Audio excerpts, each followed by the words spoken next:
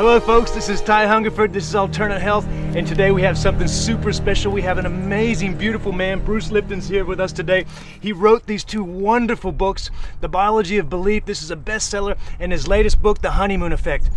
Folks, if you read these books, they will empower every aspect of your life on a cellular level, onto what you produce, what money, the love, and everything you have. If you really digest these books and go through, and he's got all these different healing modalities, take it on board, work on your subconscious, get the negative energy out of your body, and these will actually totally change your life. Bruce, thank you so much for coming on the show, man. Ty, thank you so much for this opportunity. I so appreciate everything you guys are doing and changing our world for the better, so thank you. No, thank you, sir. Thank you. So we've got a few questions for you today, obviously, Bruce. The first one, say if someone hasn't read these books, yes, and maybe they haven't come to that point where they realize they are a co-creator in this magnificent life of ours, where's a nice place for them to start, like a good starting point? Well, the first thing is to really understand that we've been programmed. And, most people see the movie The Matrix. Yeah. And you think, well, The Matrix is a science fiction movie, but it's actually a documentary. And that the issue is that our lives are really coming from the program and not from our deepest wishes and desires.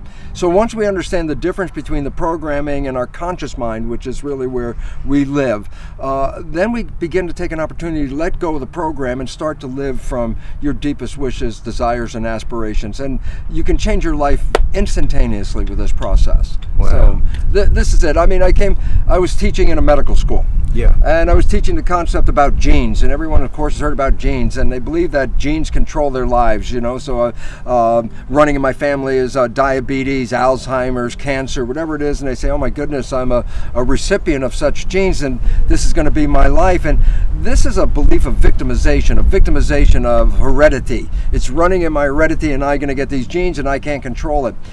There's a new biology that switches this whole thing around because it reveals that genes don't control our lives. It's our perceptions and our response to the environment. It's the environment that influences the genes. Well, the relevance about that is since we can change our perceptions and we can change our environment, then we're not victims, we're actually masters. But we have to know that. We have to really come from an understanding that we are creating our lives, because if your belief is you're a victim, its belief is translated into biology. You become a victim if that's what you believe. Yes, sir. So you kind of prove scientifically and biologically that the proof of that we in fact are in control of our genes, that our genes aren't controlling our lives. Can you give us a brief sort of bird's eye view of how you prove that, Bruce? Yeah, it's a wonderful, simple experiment. About 47 years ago, I was cloning stem cells. Now, about 47 years ago, there's only a handful of us in the whole world even knew what a stem cell is. A stem cell is an embryonic cell in your body. And the reason why we have all these embryonic cells is because cells have a life and they die. And if we can't replace the cells, then it won't be very long before all our cells die and then we're gone. So a stem cell is a multi-potential embryonic cell. Here's the work, simple.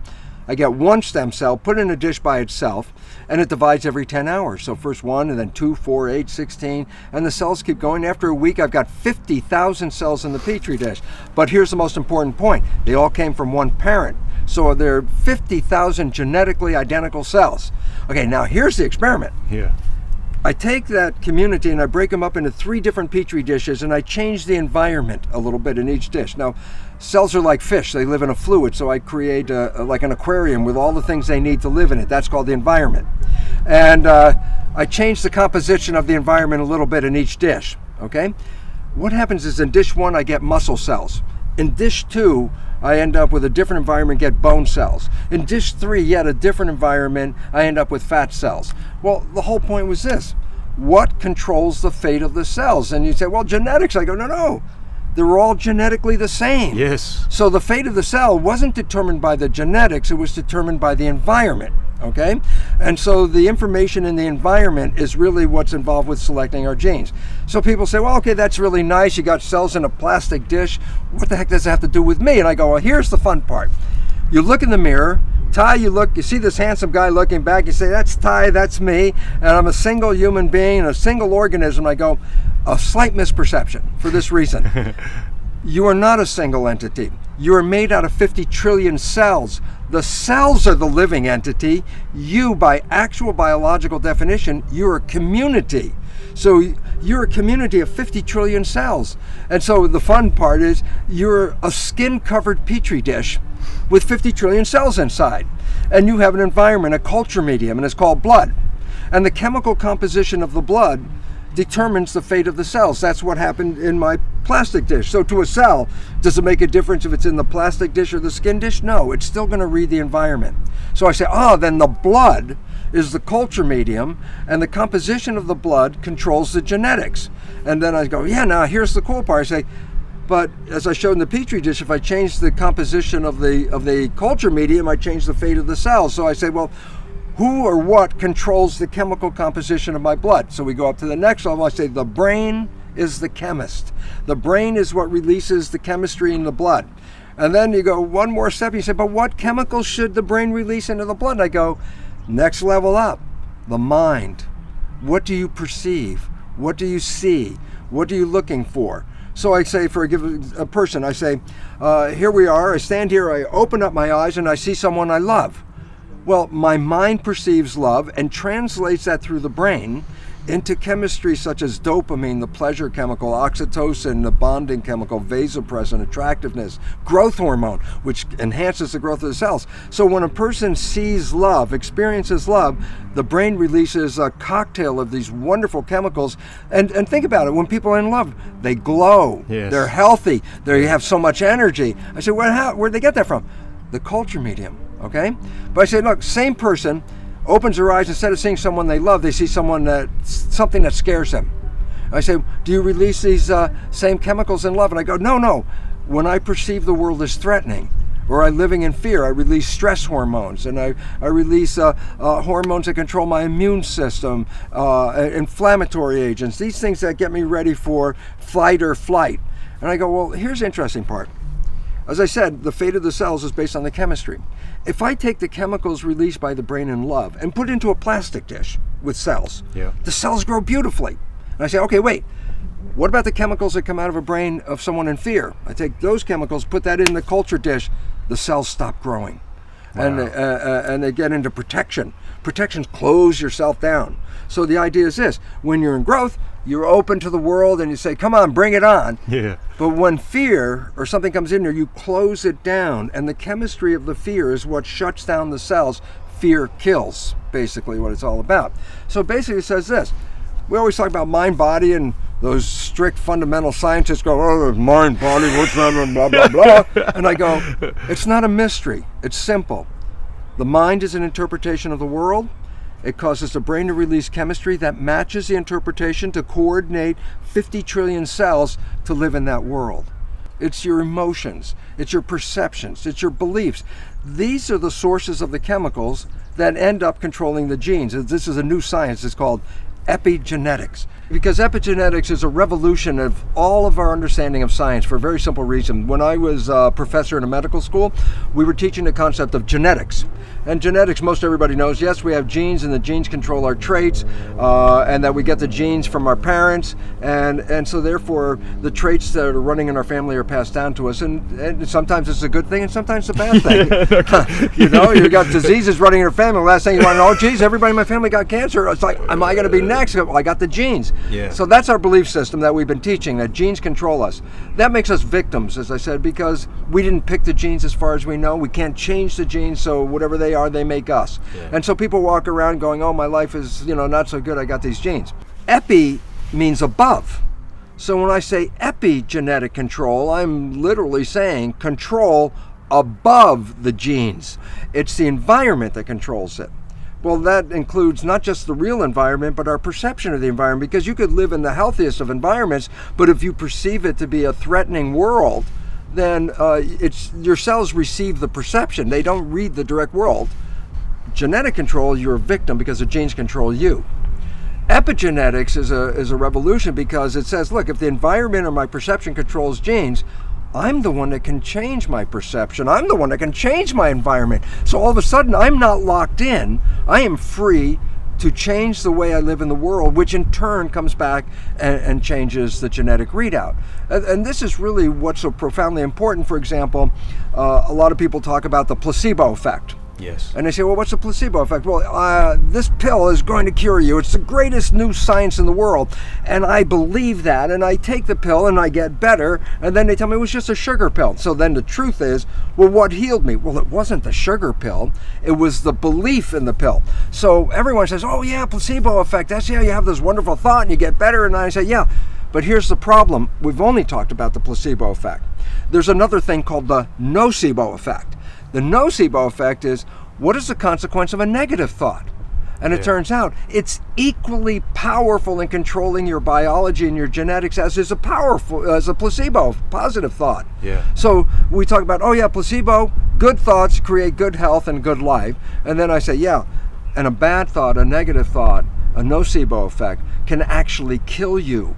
It can cause a disease. If you believe you're going to get this cancer because everyone says you're going to get this cancer, and then your perception is sending cancer thoughts into your body, the chemistry that comes from the thoughts to the brain to the body is a chemistry that doesn't support health, but it'll actually lead to your own death. So all of a sudden, it's the power of your perceptions, positive or negative, that override your genetics. Well, this is most amazing, because all of a sudden you look around and you say, but look at all those wonderful happy people, and look, they're not only just happy, they're also healthy. Yes. And the fact is, yes, they're sending in a chemistry that the cells will really thrive with. Which is how we should be.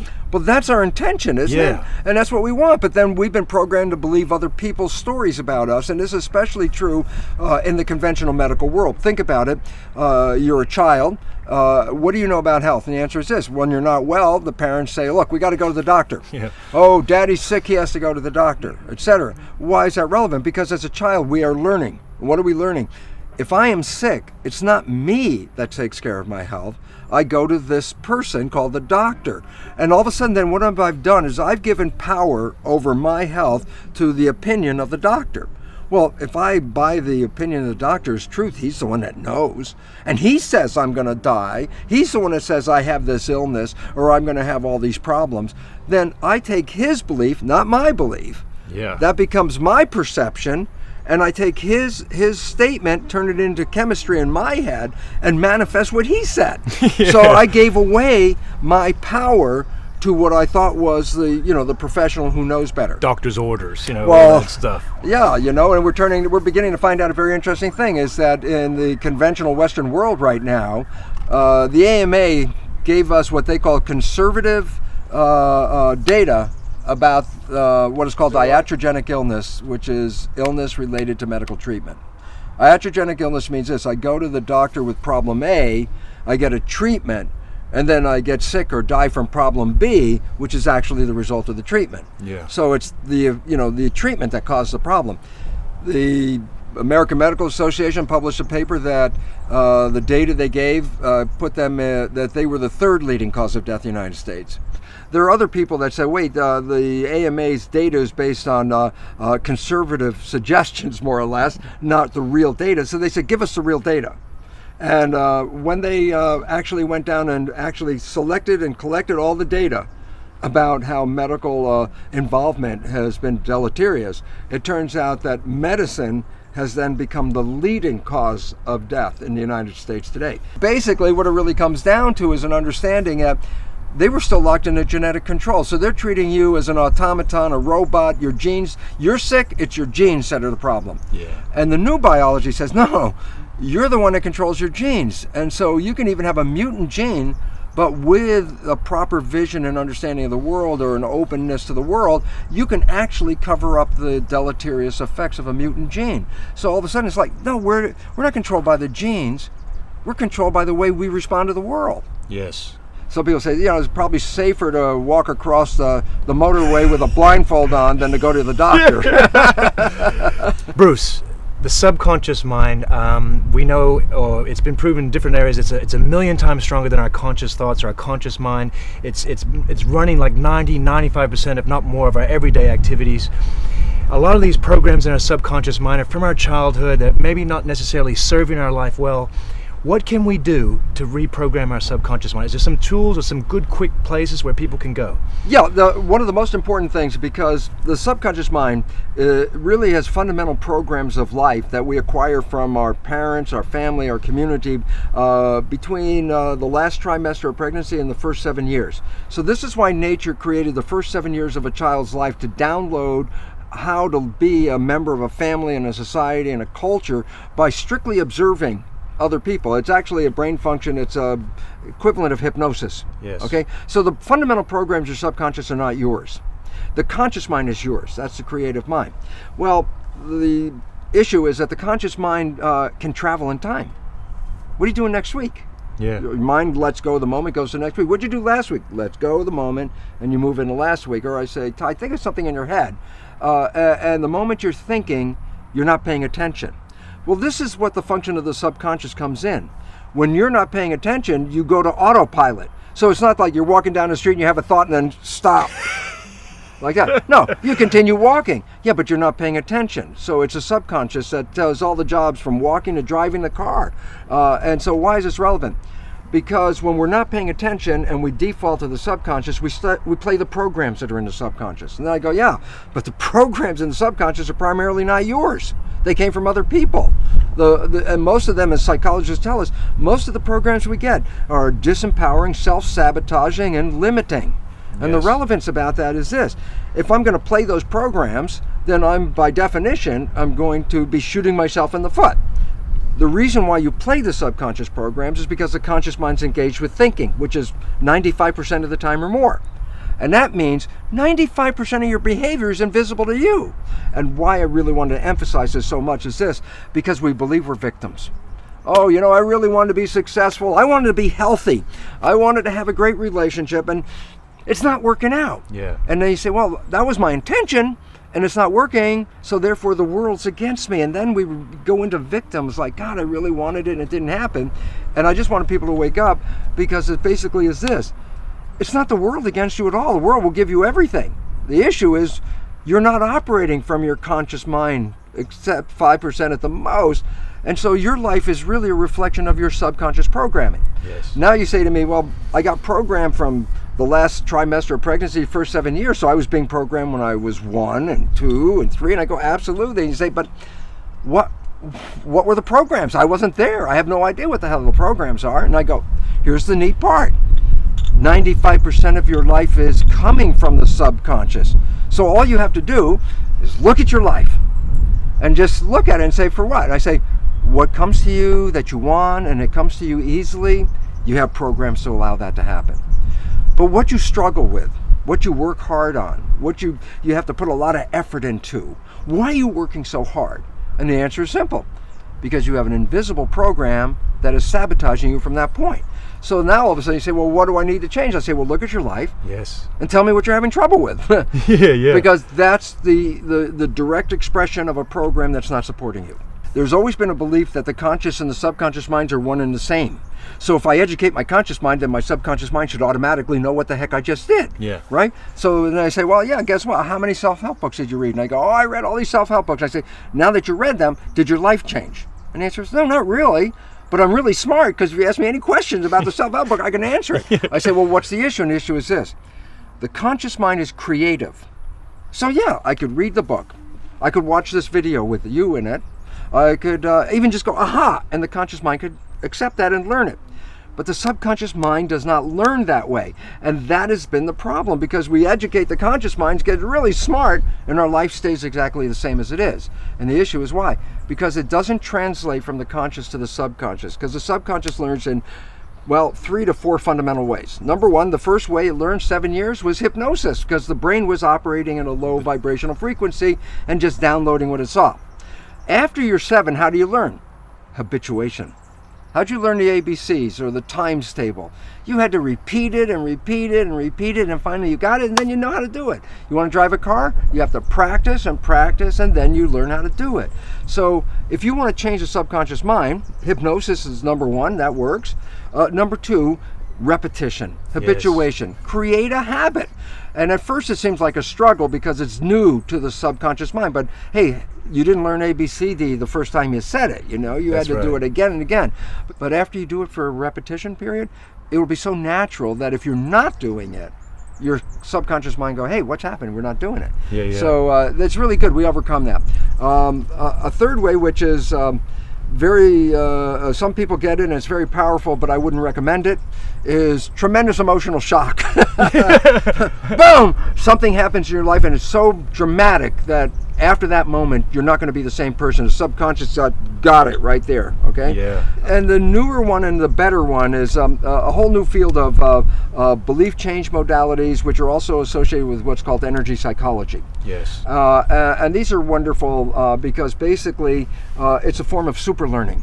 And what's neat about it, the conventional things like hypnosis or habituation, there's a time element that takes a long time. Yeah. But these new belief change modalities, like a super learning experience, you can change a belief you've had your whole life, 50 years, and change it in 10 minutes. Yeah. And so this is really, it's a new type of psychology that's coming in, but it's really necessary because, as they say, necessity is the mother of invention. Yep. We're running into a world that has a lot of necessity to change very, very quickly. So we're really happy to see that there are ways of changing without going through all that anxiety and stress, and we can do it really quickly. My favorite one is the one that I use because I'm most familiar with it, but there's many of them in my books. I give a whole list, but the one I use is called Psych-K, like the abbreviation of psychology. Yeah. It actually represents psychological kinesiology. Yeah. And it's an exercise where you get your right and your left brain hemispheres to work in harmony, which they don't do on a normal day-by-day basis. And when you get them to work in harmony, that's called brain synchronization, a window sort of opens up and you can drop in a new belief in 5 minutes. Wow. And I'm a devotee of that because I wouldn't have written my book. I couldn't write my book. I tried for 15 years to write the book, and every time I get halfway through the book, it would peter out, and then I didn't realize it because my subconscious had a fear. At the time, was a respected scientist, and I said, well, if you write this book and you bring in consciousness and spirit into the book, all your colleagues are going to shun you. So my subconscious was doing me a favor. It says, you don't want to do this because this will invalidate you, you know, it's like kill you. So my subconscious programming, working 95% of the day, would sabotage the writing. What I ended up doing was changing the belief about that. And then the book came out, it was just like, it just flowed right out. Wow. Within a few months, the whole thing was really done. You know, it's really fun because you say, well, what if you can release these programs? And that's the story of the Matrix, where I say, well, I take the red pill, I get out of the program. And then I say, yeah, but in real life, every time we've taken that red pill, I say, what's the red pill in real life? And the answer is falling in love. Falling in love with the person, or falling in love with your creativity, or whatever it is, falling in love. Because when you fall in love, what you're doing is so captivating and so engrossing and so desirable, you don't let your conscious mind wander. So the first time in your life, your conscious mind's staying present. And I said, well, why is that important? Conscious mind, wishes, desires, and aspirations. If you're operating from that mind, you manifest your wishes and desires. So my conclusion for all of this blah, blah, blah that I'm giving you is simply this. What if you go into the subconscious mind and change the programs in the subconscious mind so they reflect the wishes and desires of your conscious mind? What would that mean? And I tell you what it means. You'll live in a honeymoon for every day of your life on this planet for a simple reason. Yeah. If my conscious mind with wishes and desires begins to wander and I default into the subconscious and is playing my wishes and desires, I never left the honeymoon. Following on the Psych-K, you were saying something about a gentleman who gets up on stage and actually proves it with watching the actual frequencies change in the mind, right? Well, absolutely, because a lot of people beforehand would say, oh, that's just a new age idea, and how do you know you've really changed? Just because you got finished with the belief process and you say, oh, I feel so much better, is that real? Well, now Jeff Fannin, a neuroscientist whose expertise is called brain mapping, Yeah. And he puts wires over your head and can read three-dimensionally what's going on in the brain. The moment the brain has changed, the program has changed, you can see it on the screen. So he generally puts like a person up on the stage and puts the wires on and says, okay, now we tested your belief and you don't have a belief in this, and now let's put in the new belief. And it's interesting because the audience can see the change before the person actually says, yes, now it's done. This may be a few seconds, but the audience can see it. So why is this important? Because this sounds miraculous. Yes, you mean you can change your beliefs in 5 or 10 minutes? And see the results, like but you can instant. see it instantly. Actually, you can experience it instantly if it's a phobia, for a simple reason. Because a phobia is a certain stimulus, like height, or I'm afraid of spiders, or I'm afraid of dogs. Then I say, okay, good, let's go through the belief change. You come out and I say, well, how am I afraid of spiders now? I can show you instantly. Here's a spider. And all of a sudden, you know, 10 minutes before, it freaks you out. Now it's like, oh, all of a sudden your complete biology changed. So you can see that. But a lot of people's beliefs involve something dynamic. They have to do with relationship to others and people or jobs. So they actually have to go out and then they look back and go, whoa, this is so different than it was before. Most people's stresses are not real immediate emergency stresses at all. They're beliefs of a fear that they won't have something, they won't have a job, they won't have food, they won't have a friend. And it's not that they don't have them right now. They're thinking about, oh, if that happens. And that's where the stress comes from. And that's why 90% of the people are in fear, because they recognize that their future is uncertain. But rather than seeing it in a positive way, they have this image of a negative thing. Work it all out. And it's really interesting because, remember, when you fall in love and you get out of the programming, you create heaven on earth. Well, if it wasn't for the programming, everybody would have heaven on earth. Yes. So if we can change the programming, then heaven on earth is available to anyone. If you take a tuning fork, you have 2 tuning forks and they're tuned to the same frequency, you hit one tuning fork, the other one vibrates as well, because the vibration from one is the same resonance, harmony of the other one. And so that's called harmonic resonance, when 2 things vibrate at the same vibrational frequency. And so what's interesting about that is the brain takes in data. But the other thing that people don't know is the brain is broadcasting that data back out. So I say, oh yeah, I can put wires on your head and read your brain activity. And I go, yeah, and people, well, that's just a connection to the skin. There's a new way of reading brains. It's not, the one with wires is called electroencephalograph, electric reading of the brain. The new one is called magnetoencephalograph. So it's reading the magnetic fields generated by the brain. But here's what's critical. The probe isn't even touching the head. The probe is out here. Yes. What's the point? The point is this. Your brain is a tuning fork. If I send out a bad vibration, a bad vibe, it's not going to resonate with anything that's good out there. If there's something out there that has the same vibration as the bad vibe, which is really the image of a bad vibe, it will cause that to move, just like 2 tuning forks, right? Yes. So, interesting point. What comes into my life not by accident, but through harmonic resonance. What I'm sending out, I will bring back in. So if I'm afraid, then guess what? I find reasons to be afraid of. They find me, actually, because I'm broadcasting that frequency. So then you say, well, what's the resolution? The answer is, you're the one that's broadcasting the frequency. Recognizing I'm in a moment of fear and go, wait, stop. I'm the one that can push the stop button and say, I'd rather think of something different. Yes. And when you do, it's the most fabulous thing in the world, because now you're the one that says, I'm not a victim of these things that I was attributing to other people. I'm the one that's creating it. Well, if you're the one that's creating it, then you're the one that can change the creation to anything you really want. Go out there and love the world, and it will feed you all this stuff. Wow. And that is the nature of heaven, is to what? Go out and experience this planet. That's so cool, Bruce. Thank you so much. Ty, babe. You're such a your life's work. All right, folks, we've run out of time. Bruce Lipton has given us so much beautiful information, so much stuff has passed through us. We've got these 2 wonderful books, The Biology of Belief and The Honeymoon Effect. If you read these books and make them become part of you, do the work on your subconscious mind, get the negative energy out of your body, and really think about it all the time. If you do that and you really commit to it, folks, you can be, do, and have anything you want. You can be so much more than you are, and you can have love and that honeymoon effect in your life at all times. Thank you so much. I believe in you. Bruce believes in you. We love you. Thanks for tuning in. See you later, guys. Bye-bye.